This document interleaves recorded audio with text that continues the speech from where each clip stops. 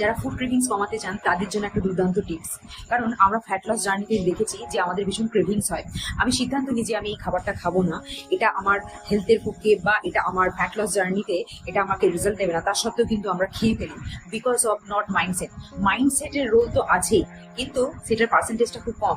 Mainly যেটা আমাদের বডিতে ক্রেভিংসের সিগন্যাল পৌঁছায় সেই হরমোনের নাম হচ্ছে গ্রেলিন। তো গ্রেলিন হরমোনকে কন্ট্রোল করতে হলে কিন্তু কি করতে হবে, একটা হেলদি ব্রেকফাস্ট নিতে হবে।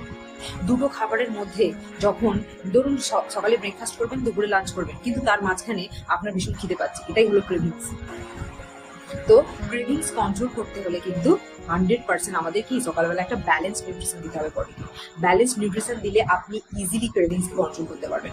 কারণ যখনই আপনি ব্যালেন্স নিউট্রিশন দেবেন, আপনার বডি একটা কুইক স্টার্ট এবং একটা ব্যালেন্স স্টার্ট পাবে, এবং বডি যখন নিজেকে ব্যালেন্সডফুলি স্টার্ট করতে পারে তখন কিন্তু আমাদের সারা দিনে ক্রেভিংসের পরিমাণ কমে যায়।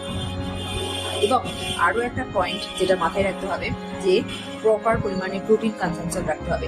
প্রোটিন কনজাম্পশনের ওপর জোর দেওয়ার একটাই কারণ আমাদের বডির বিল্ডিং ব্লক হচ্ছে প্রোটিন দিয়ে আমাদের বডি তৈরি। তার জন্য 100% বডিতে কি করতে হবে, প্রোটিন পার্সেন্টেজ কনজাম্পশন বাড়াতে হবে, ঠিক রাখতে হবে। তাহলে কিন্তু আমরা ইমিউনিটিও ডেভেলপ করতে পারবো, আমরা আমাদের ক্রেভিংসও কন্ট্রোল করতে পারবো।